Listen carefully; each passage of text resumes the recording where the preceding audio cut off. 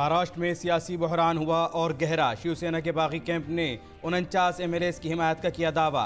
42 MLA की video जारी। उद्धव की मीटिंग में पहुंचे सिर्फ 13 एमएलए। संजय रावत का दावा, 21 बागी एमएलए उनके राब्ते में।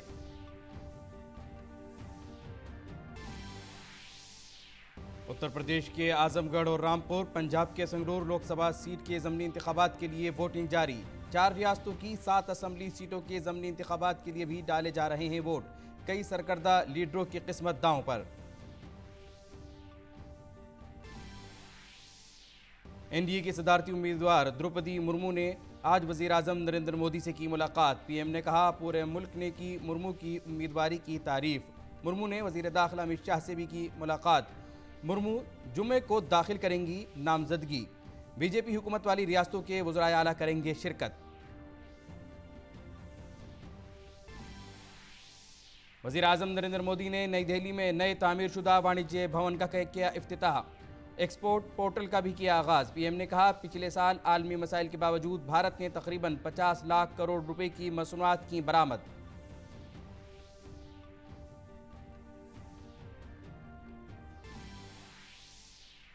वज़ीर आज़म नरेंद्र मोदी आज वीडियो कॉन्फ्रेंसिंग के जरिए 14वें ब्रिक्स चोटी कॉन्फ्रेंस से करेंगे खिताब। कल ब्रिक्स बिजनेस मीटिंग से खिताब करते हुए वज़ीर आज़म ने कहा कि भारतीय मईशत में सरमायाकारी के बेहपनाह इम्कानात हैं। अकेले डिजिटल मईशत में है 2.5 ट्रिलियन की सरमायाकारी की सलाहियत। आसाम में सैलाब की सूरत हाल बदस्तूर तशवीशनाक। 32 अजला में 54 लाख से जायद अफराद मुतासिर, हलाकतों की तादाद 100 से जायद।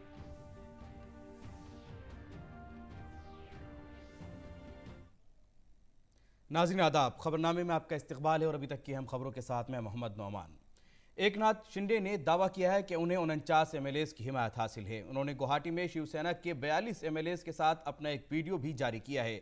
वीडियो में इन तमाम एमएलए को बाला साहब ठाकरे की हिमायत में नारे लगाते देखा जा सकता है।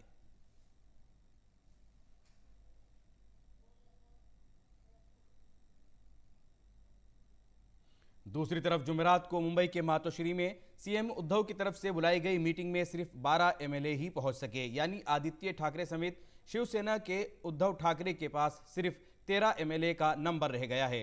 ख्याल किया जा रहा है कि पार्टी में मजीद टूट फूट भी हो सकती है।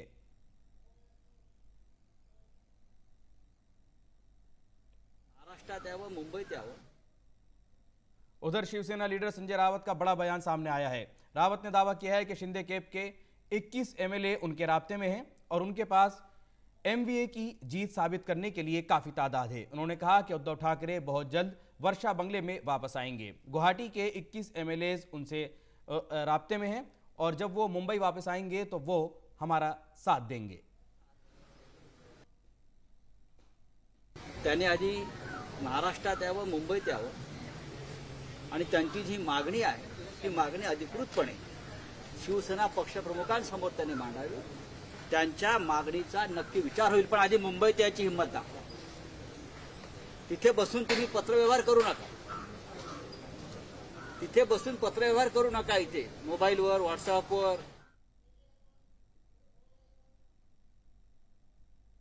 दरियासना शिवसेना के एमएलए नितिन देशमुख ने एक बार फिर इल्जाम लगाया है कि उन्हें जबरदस्ती सूरत ले जाया गया है। नितिन ने कहा कि मैंने भागने की कोशिश की लेकिन सूरत पुलिस ने पकड़ लिया। उन्होंने कहा कि कोई मसला ना होने के बावजूद डॉक्टरों ने बताया कि मुझे दिल का दौरा पड़ा है। 300 से 350 पुलिस वाले हम पर नजर रखे हुए थे। मुझसे पहले एमएलए प्रकाश बेदकर ने भागने की कोशिश की लेकिन वो भाग नहीं सके। जैसे ही हम सूरत के होटल पहुंचे हमें एमवीए हुकूमत के खिलाफ साजिश का इल्म हुआ।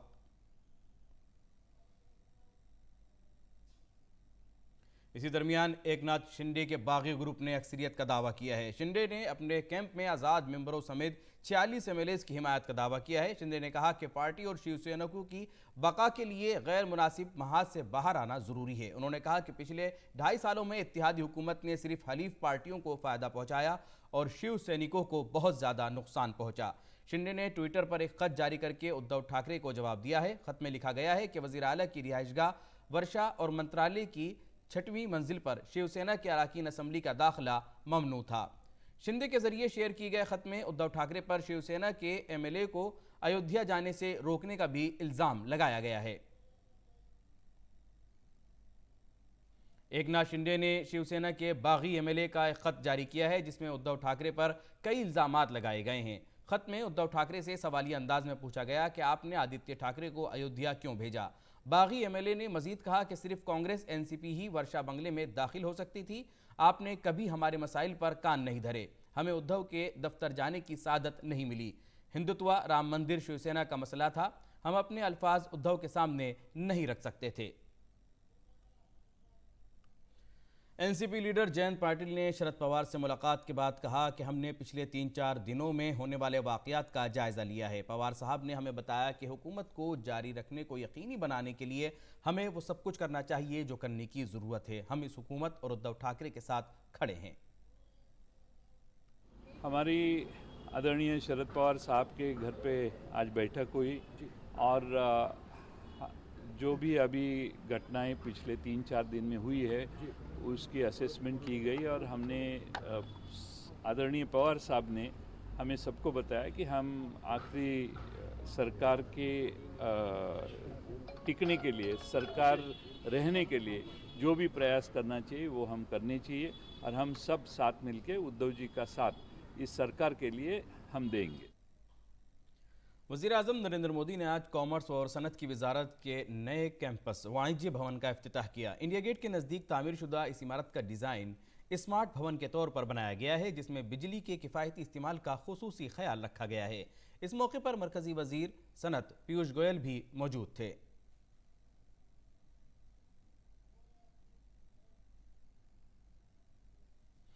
इस दौरान पीएम मोदी ने निर्यात के नाम से नया पोर्टल भी लॉन्च किया। निर्यात पोर्टल को इस तरह पर बनाया गया है कि इससे भारत की गैर मुल्की तिजारत से मुतालिक तमाम ज़रूरी मालूमात फ़रीक़ों को आसानी से फराहम की जा सकें।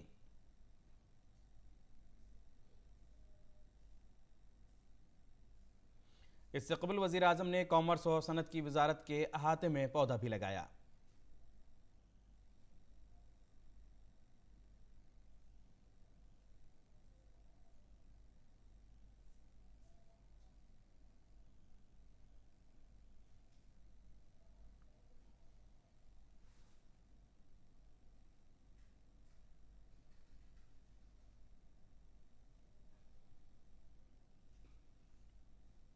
वहीं वज़ीर-ए-आज़म नरेंद्र मोदी ने इमारत के मॉडल का भी मुआयना किया। यह इमारत एक मरबूत और जदीद दफ्तर के तौर पर काम करेगी जिसका इस्तेमाल वजारत के तहत 2 महकमों यानी कॉमर्स और सनत के महकमे के अलावा अंदरूनी तिजारत को फ़रोग़ देने का महकमा भी करेगा।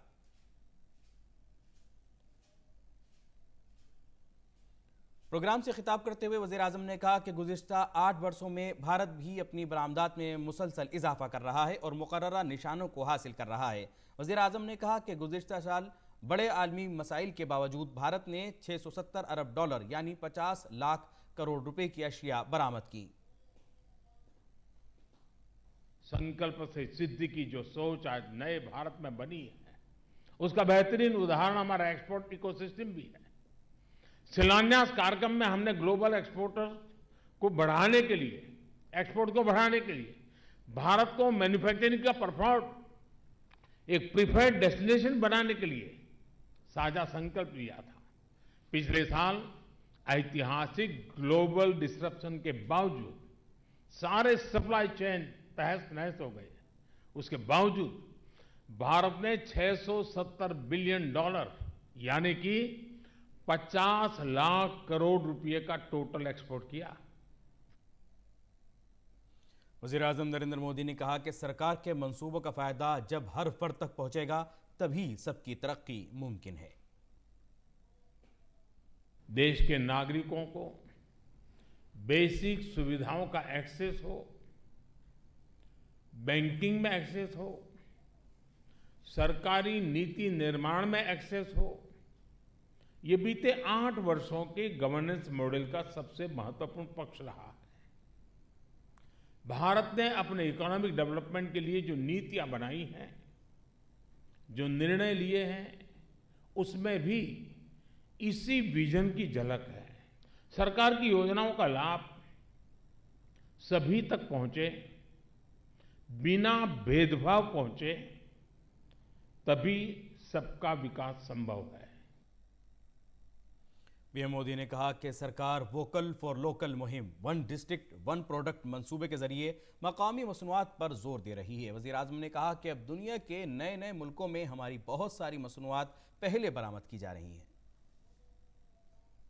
सरकार वोकल फॉर लोकल अभियान, वन डिस्ट्रिक्ट वन प्रोडक्ट योजना के जरिए जो स्थानीय उत्पादों पर बल दे रही है, उसने भी एक्सपोर्ट बढ़ाने में मदद की है। अब दुनिया के नए नए देशों में, नए नए डेस्टिनेशन में हमारे अनेक प्रोडक्ट्स पहली बार निर्यात किए जा रहे हैं।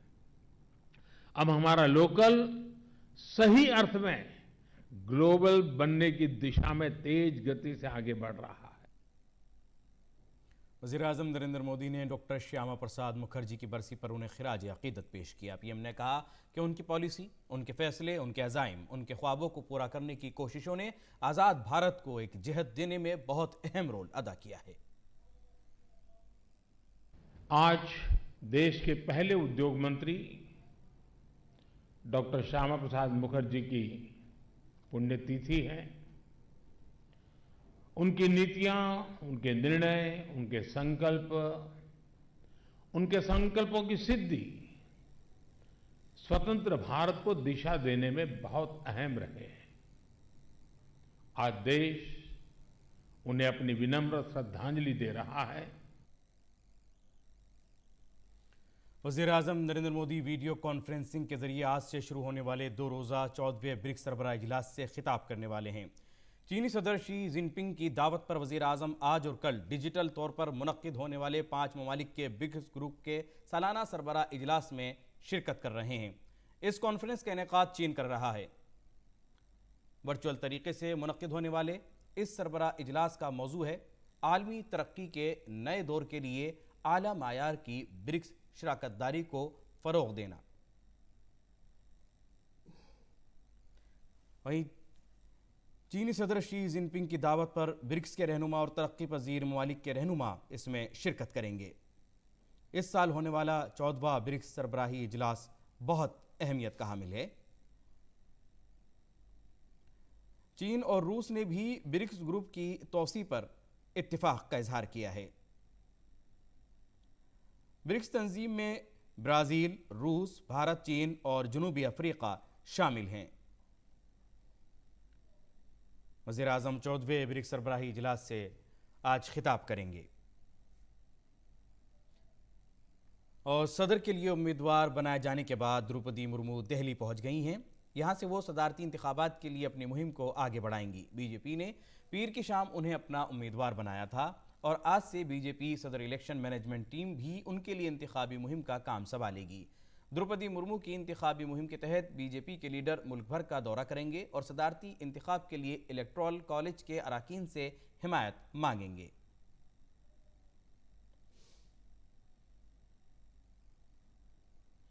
मरकजी वजीर अर्जुन मुंडा, अर्जुन राम मेघवाल और डॉक्टर वीरेंद्र कुमार और बीजेपी लीडर मनोज तिवारी ने दिल्ली हवाई अड्डे पर एनडीए की सदारती उम्मीदवार द्रौपदी मुर्मू से मुलाकात की।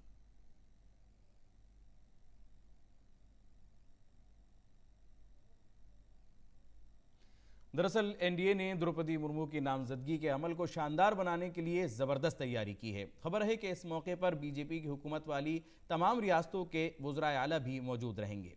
काबिल गौर है कि ओडिशा में हुक्मरां बीजू जनता दल बीजेडी की जानिब से एनडीए की उम्मीदवार द्रौपदी मुर्मू की हिमायत करने के ऐलान के साथ ही सदारती इंतखाबात में मरकज़ में बरसर इख्तिदार इत्तिहाद के लिए जीत का रास्ता आसान हो गया है। इसके साथ ही मुल्क को पहला कबायली सदर मिलने की राह भी हमवार हो गई है।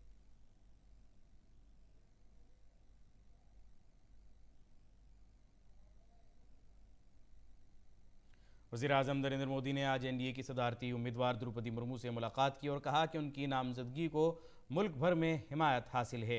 अपने ट्वीट पैगाम में पीएम ने लिखा कि मिसेस द्रौपदी मुर्मू से मुलाकात की सदर के ओहदे के लिए उनकी नामजदगी को मुल्क भर में समाज के हर तबके की जानिब से पजीराई मिली है। भारत की तरक्की के लिए उनका विज़न बेहतर है और ज़मीनी मसाइल के बारे में उनकी समझ बहुत अच्छी है।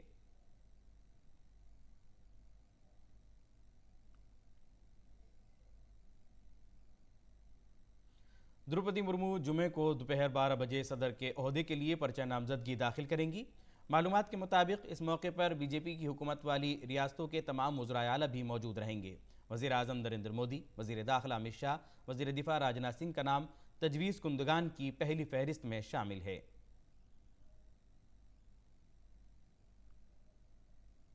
वज़ीर खारजा डॉक्टर एस जयशंकर किगाली में दौलत मुश्तरका की कॉन्फ्रेंस से कबल वज़राए खारजा की मीटिंग में शिरकत करेंगे। दौलत मुश्तरका के रुकन ममालिक के रहनुमा मौजूदा मुताल्लिक़ा मसाइल बशमूल मौसमियाती तब्दीली, ग़िज़ाई तहफ़्फ़ुज़, सेहत के मसाइल जैसे आलमी चैलेंजों पर गौर करेंगे। दौलत मुश्तरका तंजीम भारत को ख़ासतौर पर छोटे ममालिक और छोटे जजीरे की तरक्की पजीर ममालिक को अहम प्लेटफॉर्म मुहैया करती है।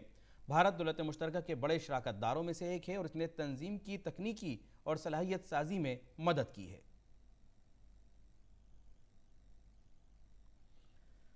आसाम समेत पूरे शुमाल मशरिक़ में मुसलसल बारिश की वजह से सैलाब और लैंड स्लाइडिंग की वजह से आम जिंदगी बुरी तरह मुतासिर हुई है। गुज़िश्ता 24 घंटों के दौरान सैलाब से 12 अफराद जहाँ बहक हो गए हैं।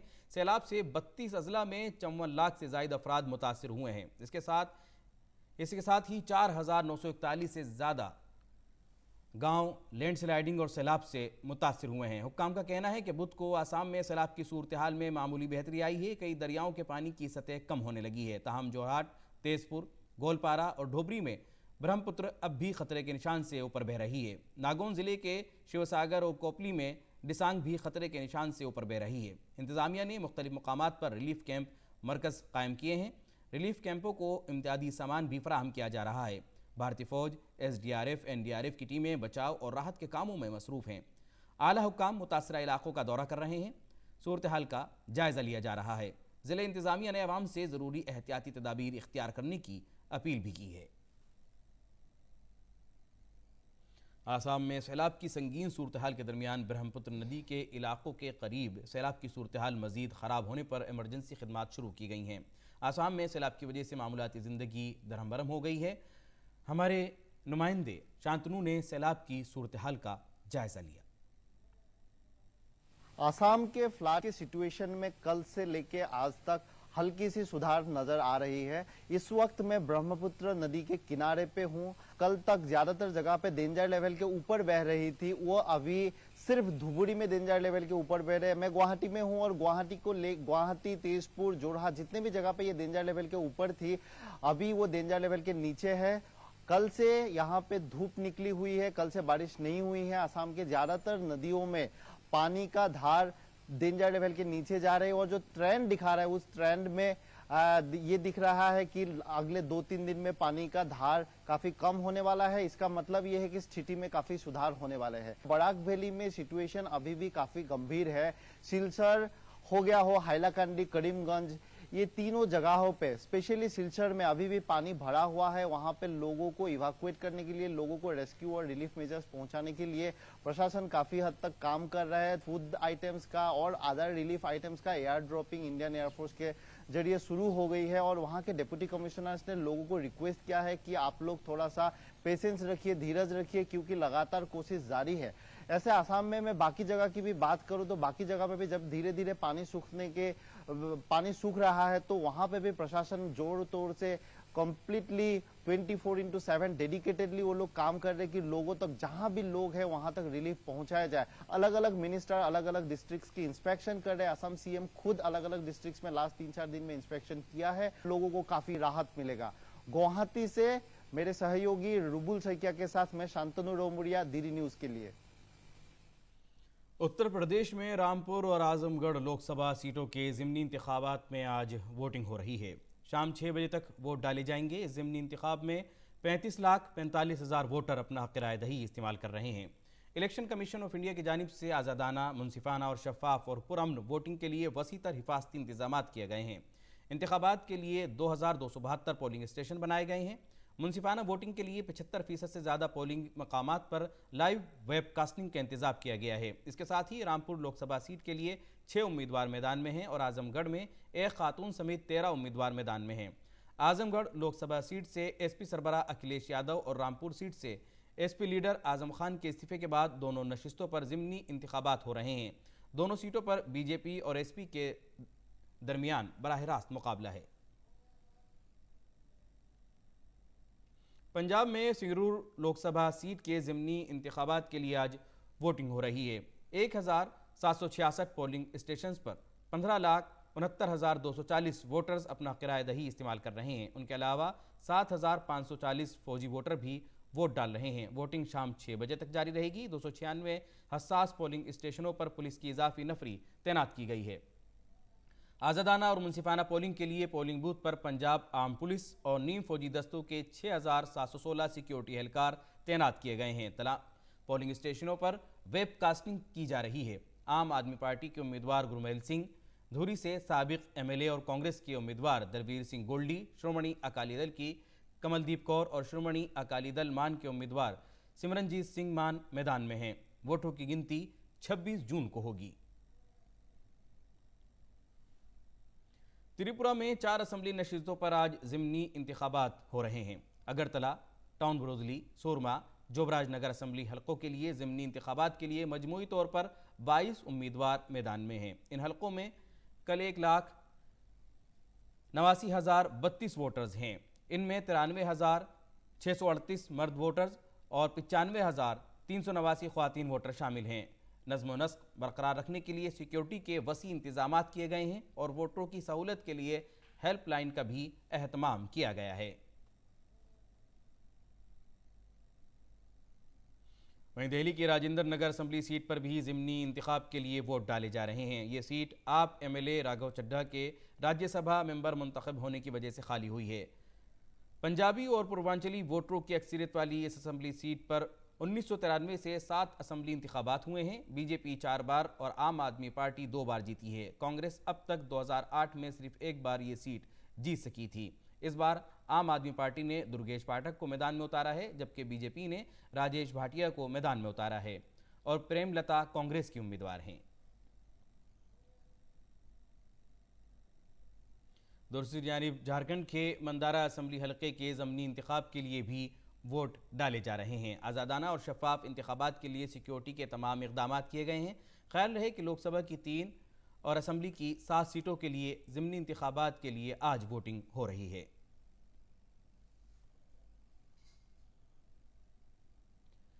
उत्तर प्रदेश के पीलीभीत में एक दर्दनाक सड़क हादसा पेश आया है, जिसमें 10 लोगों की मौत हो गई और 7 अफराद जख्मी हुए हैं। पुलिस ने मौके पर पहुंचकर तफ्तीश शुरू कर दी है। मालूमात के मुताबिक हरिद्वार से लखीमपुर खेरी जा रही एक डीसीएम पीलीभीत में अचानक बेकाबू होकर पलट गई, जिसमें 10 लोगों की मौत हो गई।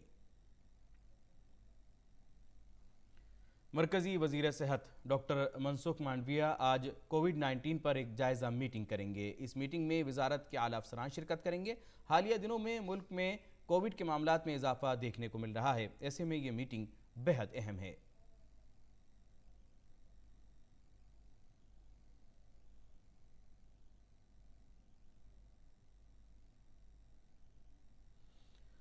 अब नजर डालते हैं कोरोना की ताज़ा सूरत हाल पर। सेहत व ख़ानदानी फलाह बहबूद की वजारत के मुताबिक मुल्क भर में गुज़िश्ता 24 घंटे में 13,313 मामले दर्ज किए गए हैं। वहीं गुज़िश्ता 24 घंटों में 10,972 अफराद इलाज के बाद सेहतयाब हो चुके हैं, जिसके बाद मुल्क में सेहतयाबी की शरह बढ़कर 98.6% हो गई है। हफ्तावार पॉजिटिविटी की शरह मौजूदा हालात में 2.81% दर्ज की गई है और योमिया पॉजिटिविटी की शरह 2.03% दर्ज की गई है।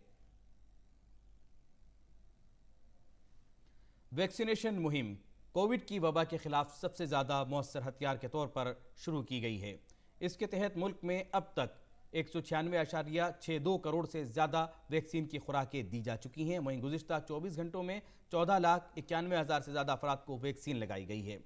वैक्सीनेशन मुहिम मुल्क में कोविड से लोगों के तहफ़्फ़ुज़ का एक अहम ज़रिया है और इसकी आला सतह पर मुसलसल जायज़ा और निगरानी की जा रही है।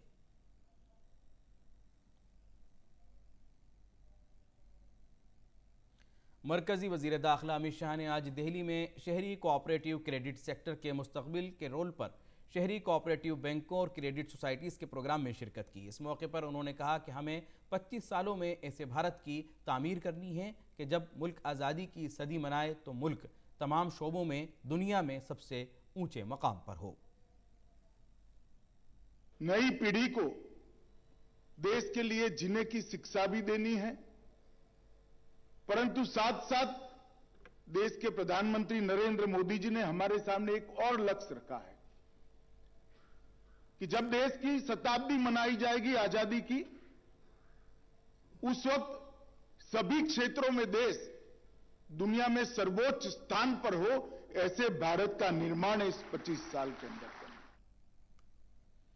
फूड प्रोसेसिंग इंडस्ट्री के मरकजी वजीर मुमलिकत प्रहलाद सिंह पटेल ने कहा है कि भारत के लिए एक बेहतरीन मौका है कि हम मोटे अनाज की फराहमी दुनिया के बाकी मुल्कों को करें, इसके साथ ही अपनी ज़रूरतों को भी पूरा करें।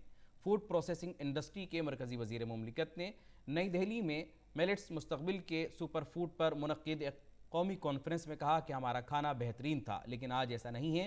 लोग फास्ट फूड की वजह से मोटे अनाज को भूलते जा रहे हैं, जिसकी वजह से कई बीमारियों का शिकार होते जा रहे हैं। उन्होंने कहा कि ज्वार, बाजरा जैसे मोटे अनाज के बेशुमार फ़वाइद हैं और अब ये दुनिया भर में मकबूल भी हैं। अब ज़रूरत है कि किसान ज़्यादा से ज़्यादा मोटा अनाज पैदा करें, इसके साथ सनअती दुनिया इसको मुल्क व दुनिया के बाज़ारों तक पहुँचाए। इसके लिए हुकूमत हर किस्म की मदद कर रही है। काबिल ज़िक्र है कि साल 2023 के लिए मिलेट्स यानी ज्वार का आलमी दिन करार दिया गया है। हमारे सामने जो लक्ष्य होना चाहिए वो अगले वर्ष दुनिया में जो डिमांड है, जो मांग है, उसकी पूर्ति का सामर्थ्य हम में है या नहीं है। वो उत्पादन के साथ जुड़ेगा, वो प्रोसेसिंग के साथ जुड़ेगा, वो सप्लाई चेन, अगर हम निर्यात करने की सामर्थ्य हम में नहीं होगी तब भी हम नहीं कर सकते। फिर हम मार्केट में जरूरत, डिमांड कहाँ पर है, किन चीज़ों की है, उससे रिलेटेड इंडस्ट्री के साथ हमारा कोई टाई अप है क्या, मंत्रालय का, इंडस्ट्री का, तो बर होगा। निर्यात करने में कोई दिक्कत आपको नहीं होगी, क्योंकि जब हम जैविक की बात करते हैं अन्य क्षेत्रों में, तो मोटा अनाज जहां पर भी होता है, अगर आप हाइब्रिड की बात ना करें तो उसमें कहीं कोई क्वेश्चन मार्क नहीं है, वो जैविक ही होगा, ये बात आप मानकर चलिए। अफगान हुकूमत ने ज़लज़ले की तबाही से निमटने के लिए बैनुल अक़वामी ताउन पर जोर दिया है। ख्याल रहे कि गुज़िश्ता रोज़ खोस्त के करीब आने वाले 6.1 शिद्दत के ज़लज़ले में 1000 से ज़ायद अफराद हलाक और 1500 से ज़ायद ज़ख्मी हुए हैं। जनूब मशरक़ी सूबे पख्तिया सबसे ज़्यादा मुतासिर हुआ है। पाकिस्तान और भारत में भी ज़लज़ले के झटके महसूस किए गए। अक़वाम मुत्तहिदा इस तबाही से मुतासिरा लोगों को हंगामी पनाहगाह और खुराक मुहैया कर रहा है। गुज़िश्ता 2 दहाइयों का यह इंतहाई तबाहकुन ज़लज़ला हुकूमत के लिए एक बड़ा चैलेंज है। खेल की खबरों में भारतीय जूनियर ख्वातीन हॉकी टीम ने अंडर 23 5 मुल्की टूर्नामेंट में यूक्रेन के खिलाफ 3-0 से शानदार जीत दर्ज की। टीम इंडिया ने अब तक अपने सारे मैच जीते हैं। भारत की जानिब से निकिता टोपू ने 33वें मिनट में, मंजू चौरसिया ने 44वें और ब्यूटी डिंगडोंग ने 55वें मिनट में गोल किया।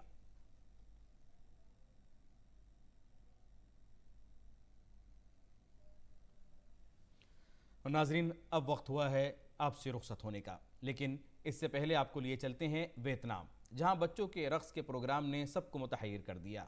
आप भी इससे महजूज हों और हमें दें इजाज़त। आदाब।